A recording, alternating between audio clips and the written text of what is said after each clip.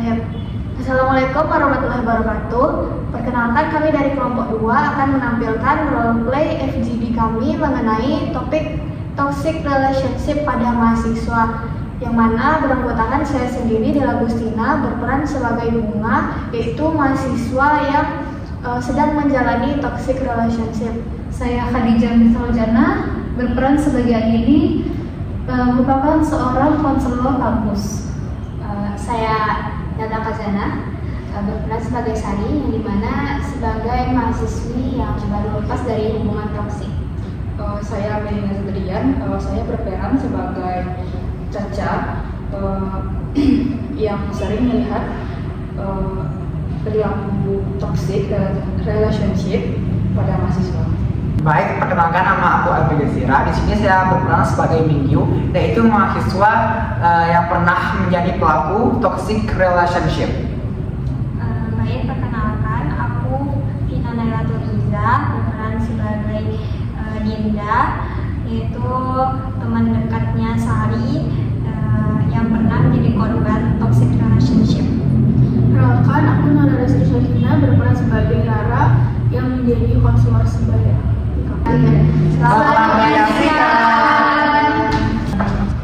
Selamat siang dan terima kasih yang sudah datang pada fokus club discussion pada hari ini. Tema kita adalah memahami dan menghadapi toxic relationship di lingkungan kampus. Perkenalkan, saya Andini sebagai konselor kampus yang akan memandu diskusi ini. Tujuan kita di sini adalah untuk sharing perspektif, pengetahuan, dan insight tentang hubungan yang tidak sehat atau yang biasa kita kenal sebagai toxic relationship. Tidak ada jawaban yang salah di sini karena kita di sini untuk menciptakan ruang yang aman, saling belajar. Bagaimana kita mulai dengan perkenalan singkat kepada masing-masing kepada kalian. Dimulai dari Perkenalkan, aku Sari, aku itu mahasiswi yang udah lepas dari hubungan toksik. Baik, perkenalkan, aku Caca, aku mahasiswa yang sering melihat toxic relationship di lingkungan kampus. Baik, perkenalkan, nama aku Mingyu. Di sini aku sebagai mahasiswa yang pernah menjadi pelaku toksik. Perkenalkan, aku Dinda, di sini aku sebagai teman dekatnya Sari, korban toxic relationship. Perkenalkan, aku Rara, aku di sini sebagai konselor sebaya. Perkenalkan, aku Bunga, aku mahasiswi yang saat ini masih menjalani toxic relationship. Baiklah, terima kasih atas perkenalan singkatnya. Mari kita langsung saja masuk ke diskusi ini. Saya akan memberikan pertanyaan pembuka bagi kalian semua. Menurut kalian, apa sih ciri-ciri khas dari sebuah hubungan yang dianggap toksik ini? Boleh disampaikan dari pengalaman pribadi, pengamatan, atau ilmu yang kalian ketahui. Mungkin bisa dimulai dari Caca sebagai pengamat tentang toxic relationship. Baik, dari yang aku lihat, ciri-cirinya itu kayak sifat posesif, cemburu berlebihan. Nah, contohnya itu misalnya pacarnya ini gak boleh untuk punya teman, terutama lawan jenis.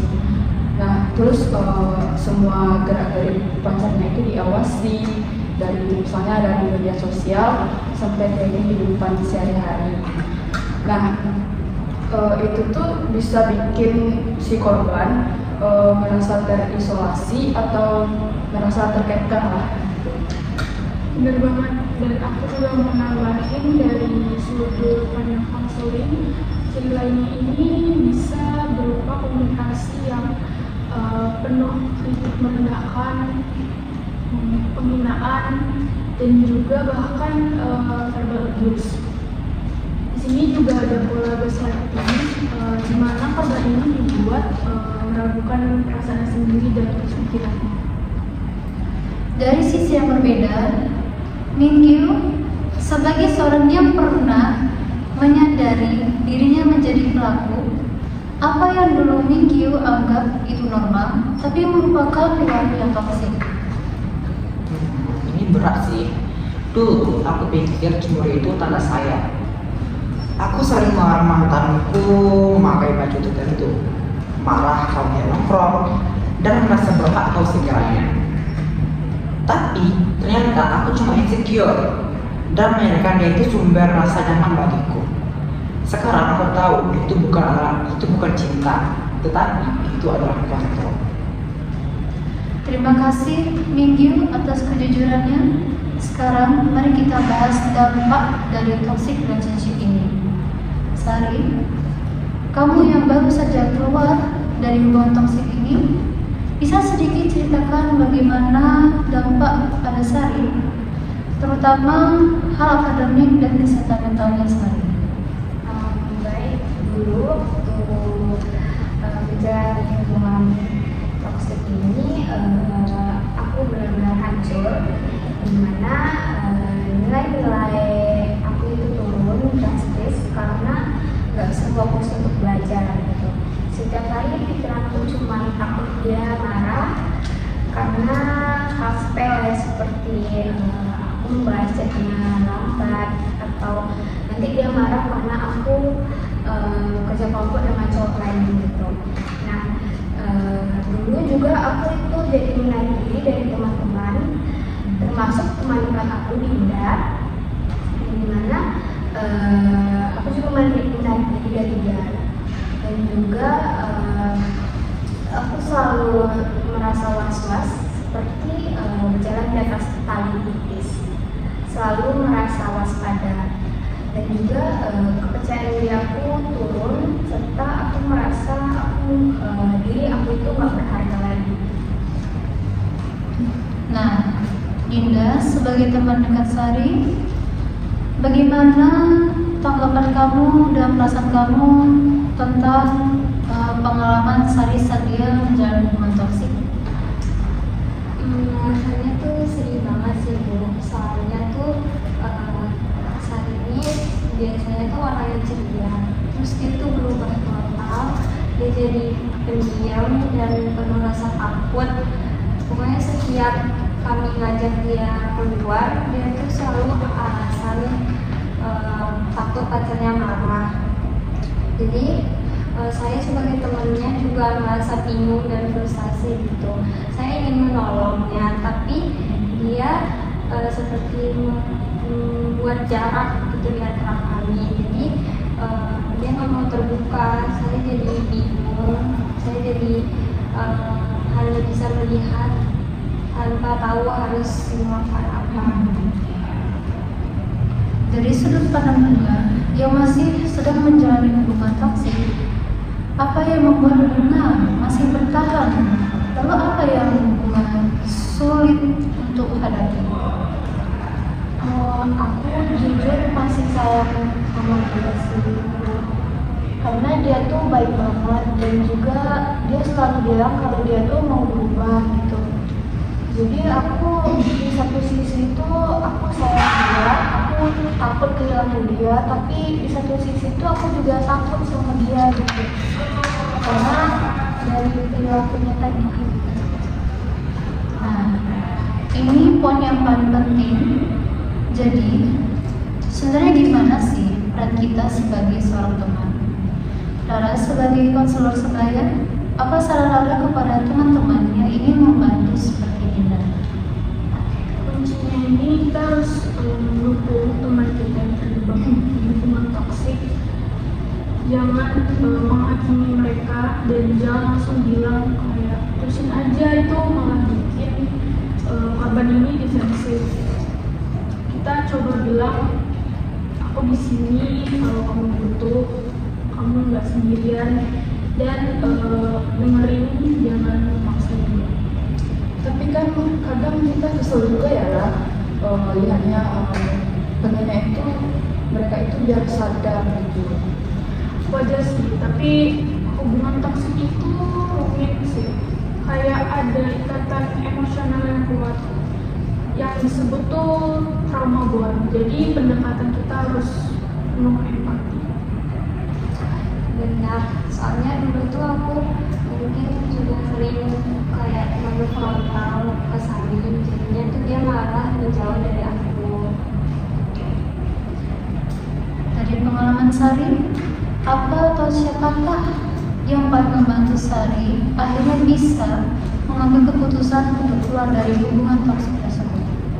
Dulu saat aku mulai belajar itu dimana aku dapat nilai D dan pacar aku yang pelaku toksik tersebut meragaku dan aku bodoh dan memalukan. Nah, di saat itu pikiran aku mulai terbuka. Ternyata hubungan ini nggak ada baiknya untuk aku, dan juga Dinda, teman dekat aku yang selalu kasih nasihat, namun aku acuhkan aja. Aku juga ikut konseling dengan Rara sebagai konselor Surabaya. Perkataan dua orang tadi itu mulai buat aku berpikiran terbuka dan menganggap bahwa hubungan ini nggak ada baiknya lagi, dan belakang aku itu ada pendukung yang dimana memastikan aku untuk keluar dari hubungan yang nggak sehat ini. Bagaimana dengan Mingyu? Proses apa yang Mingyu lalui hingga bisa menyadari dan mengakui akan kesalahan Mingyu sendiri? Setelah aku putus, aku itu juga ikut konseling. Aku sadar semua itu muncul dari rasa insecure dan takut ditinggalkan. Sekarang aku belajar, cinta itu soal saling percaya, bukan saling menguasai. Nah, Bunga, setelah mendengar cerita dari Sari dan Mingyu, apa yang ada di pikiran Bunga saat ini? Jujur aku iri sih sama si dia, kayak kuat banget gitu kan menjalani hubungan dia tadi. Mungkin kedepannya juga aku bakal coba sih buat konseling sama konselor sebaya, karena aku juga nggak pengen lah sampai lama-lama kayak gini terus-terusan. Iya benar. Sekarang, bagaimana jika kita membahas dari perspektif gender? Apakah toxic relationship itu lebih sering dialami oleh perempuan atau sudah lebih sering dialami oleh laki-laki sebagai korban? Nah, jadi menurutku dua-duanya itu bisa. Jadi aku kan punya teman cowok, terus pacarnya itu termasuk posesif lah gitu kan. Tapi kadang dia itu malu buat cerita gitu. Jadi menurutku bukan cewek aja sih yang bisa jadi korban, tapi cowok juga bisa. Dari konseling sebaya juga kami sering dapat kasus laki-laki yang menjadi korban, tapi mereka ini tuh lebih menahan diri karena mereka ini takut dianggap lemah. Stereotip gender ini bikin mereka itu susah buat membuka suara. Nah, sebagai laki-laki itu aku setuju sih. Kadang kita dibesarkan dengan peranan kalau cowok itu harus bersikap dominan. Nah, itu bisa bikin kita tanpa sadar bersikap toksik kan gitu ya. Jadi, pendidikan emosional itu penting banget buat pemilihan. Aku juga setuju dengan Mingyu yang dimana pelaku toksik itu bukan soal jenis kelamin, tetapi pola relasi dan kurangnya kesadaran diri seseorang. Kalau kita lihat secara luas, menurut kalian apa sih faktor yang membuat seseorang tetap bertahan dalam hubungan toksik? Menurutku sih karena rasa takut dan ketergantungan emosional. Jadi korban tuh sering berpikir kalau nggak ada yang bisa sayang aku kayak dia. Kalau menurut aku juga mungkin karena harapan sih ya, kadang kayak satu hal kecil, hal baik yang dia lakuin itu kita jadi berharap itu kalau dia tuh bakal berubah gitu, dia nggak akan ngelakuin hal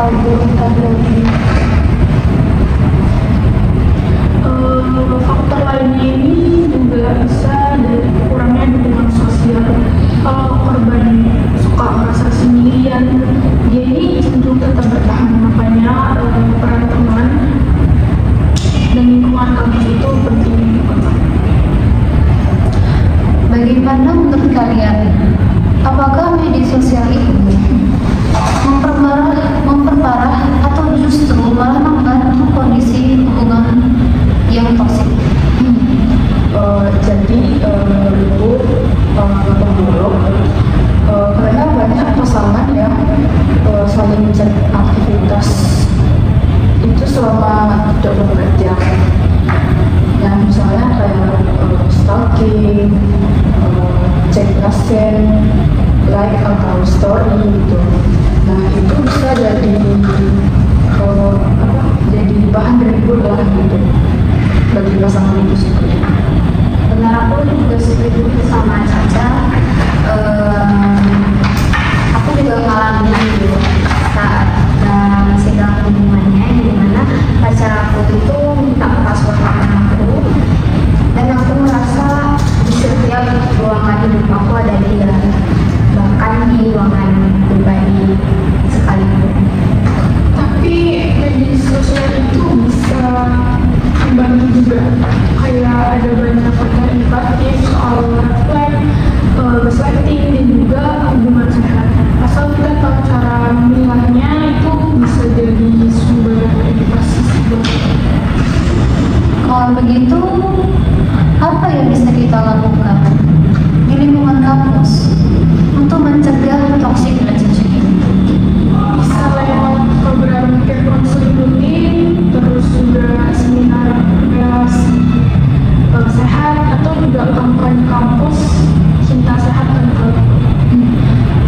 dan menurutku penting juga sih ada pelatihan manajemen emosi, terutama buat mahasiswa, karena banyak perilaku toksik yang berakar dari emosi yang tidak terkelola. Mungkin juga perlu ada cerita anonim di kampus gitu kan. Jadi kadang korban itu kan butuh tempat aman untuk cerita tanpa takut dihakimi. Selanjutnya, aku ingin mengajak kalian melihat satu sisi yang sering terlupakan, yaitu proses pemulihan setelah seseorang keluar dari hubungan toksik. Sari, kamu sudah melalui fase itu. Bisa cerita apa langkah kecil yang membuatmu pulih? Awalnya itu pasti susah banget ya keluar dari hubungan toksik itu, merasa kehilangan arah, bahkan merasa kayak salah kalau keluar dari hubungan itu. Tapi perlahan aku mulai belajar mencintai diri sendiri lewat menulis jurnal, kelas yoga, dan berani bilang enggak ke yang lain. Dan yang paling penting itu aku mulai belajar memaafkan diri sendiri, bukan karena aku lemah, tapi karena aku itu bebas untuk menentukan apa yang aku mau, dan juga terhindar dari rasa sakit. Itu luar biasa sekali, Sari. Memaafkan diri sendiri memang bukan hal yang mudah, apalagi setelah terbiasa menyalahkan diri karena hubungan yang gagal itu. Kadang orang baru sadar bahwa keluar juga bentuk keberanian. Betul banget. Jadi dalam konseling ini kami sering bilang kayak ini tuh gak linear. Ada hari di mana kamu tuh kuat banget, ada juga di mana kamu cuma bisa nangis dan terbaik, dan itu gak apa-apa. Justru di situ proses penyembuhannya. Aku jadi relate banget sih, apalagi dari Sari kan kayak memang susah untuk mulai mempercayai orang lain gitu, tapi mungkin bisa dimulai dulu dari percaya diri sendiri dulu.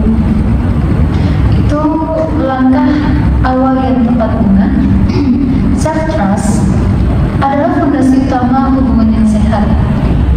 Kalau kita percaya diri sendiri, kita enggak gampang dibutakan oleh yang namanya cinta.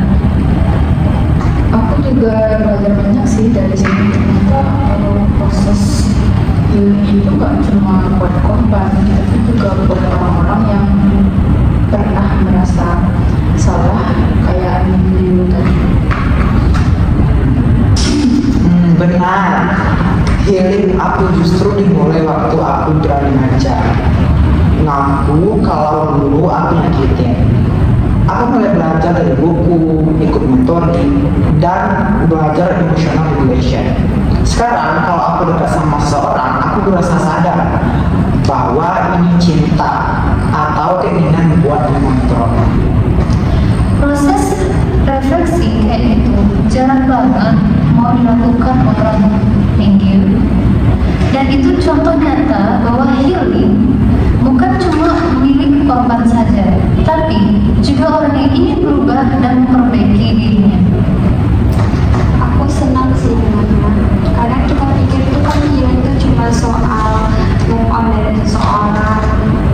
Padahal lebih ke bangun diri, membangun ulang diri sendiri. Siapa kita, apa yang kita mau, dan bagaimana memperlakukan diri dengan lembut. Bener banget ya. Banyak sekali mahasiswa yang datang ke ruang konseling itu bilang mereka takut sendirian setelah lulus. Tapi justru sendirian itu bisa jadi ruang yang aman untuk mengenalin diri sendiri tanpa suara orang lain yang mengatur kita. Aku juga mengalami itu dimana merasain waktu kesendirian. Aku sempat merasa bahwa hampa, tapi lama-lama aku sadar aku tuh nggak sendiri dan nggak kehilangan siapapun. Setelah aku keluar dari hubungan toksik tersebut, dimana setelah keluarnya itu aku merasa aku cuma sedang menemukan diriku yang sempat hilang. Indah sekali Sari. Itu pesan penting. Healing bukan tentang melupakan masa lalu, tapi berdamai dengannya. Dan kayaknya kalau kita semua bisa mulai dari mencintai diri sendiri, kita nggak akan gampang terjebak di hubungan yang salah. Setuju. Karena orang yang mengenal dan menghargai dirinya sendiri akan tahu kapan harus bertahan dan kapan harus melepaskan.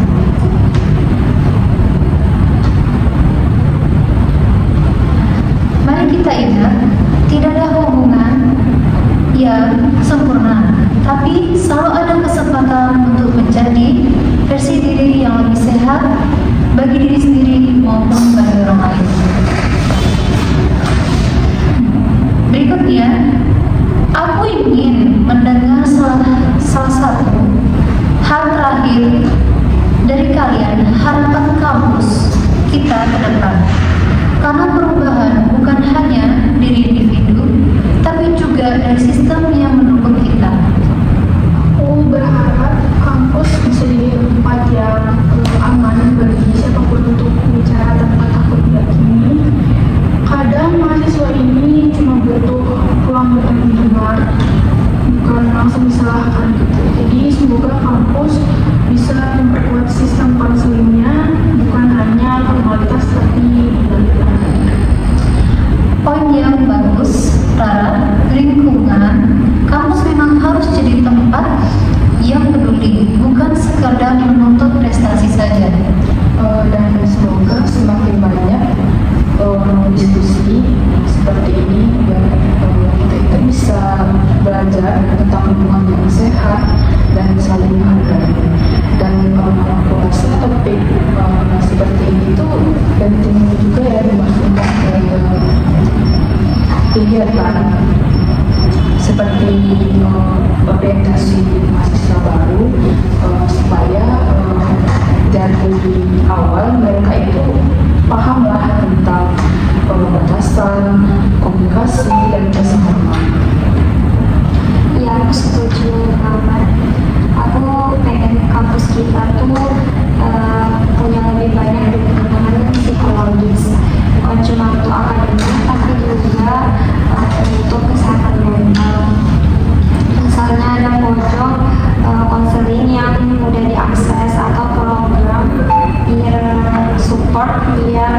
mahasiswa bisa saling bantu sebelum masalah itu makin berat. Kalau aku harapanku sederhana sih, semoga setiap mahasiswa itu berani untuk berkata tidak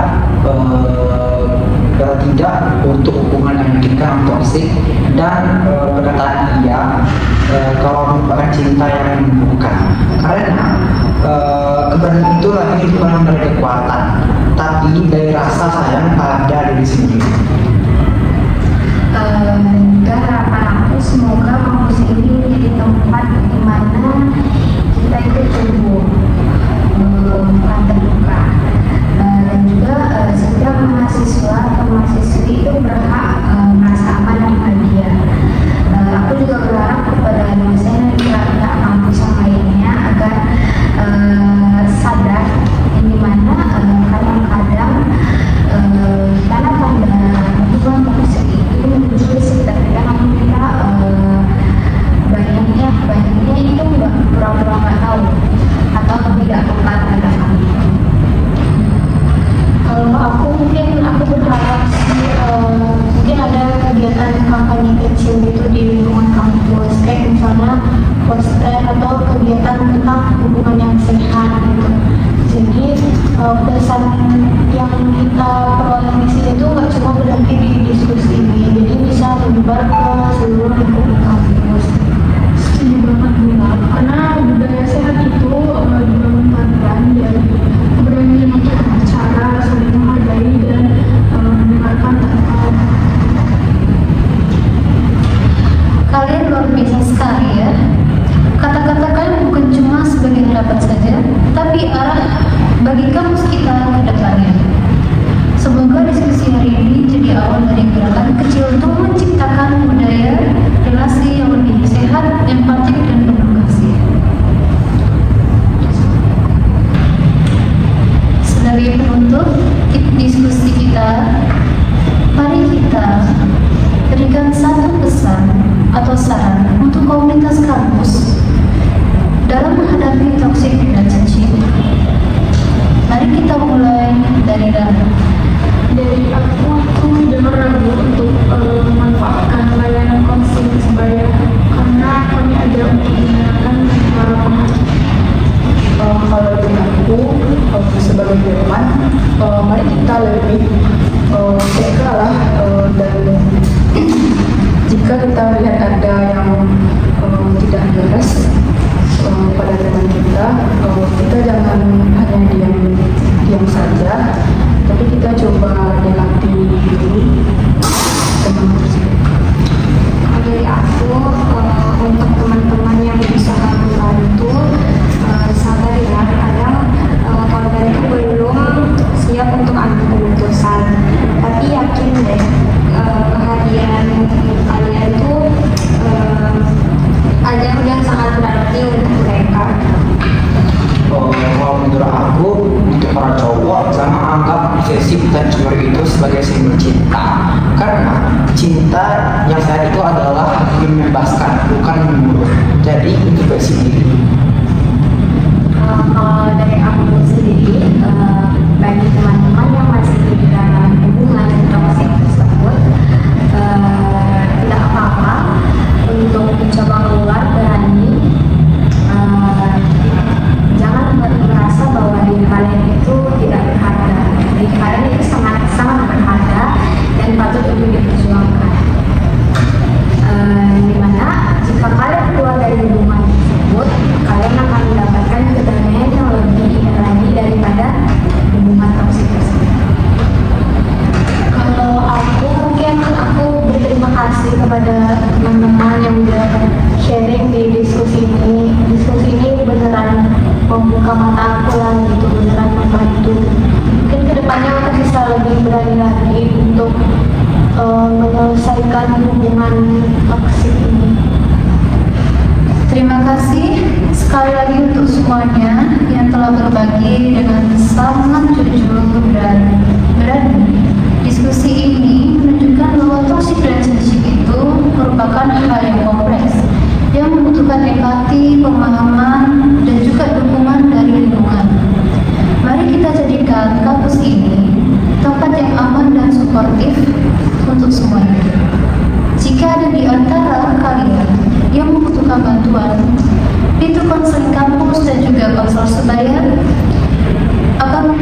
akan selalu terbuka. Sekali lagi terima kasih. Fokus group discussion ini kita tutup. Assalamualaikum warahmatullahi wabarakatuh. Waalaikumsalam warahmatullahi wabarakatuh. Baik, sekian penampilan dari kelompok kami. Terima kasih atas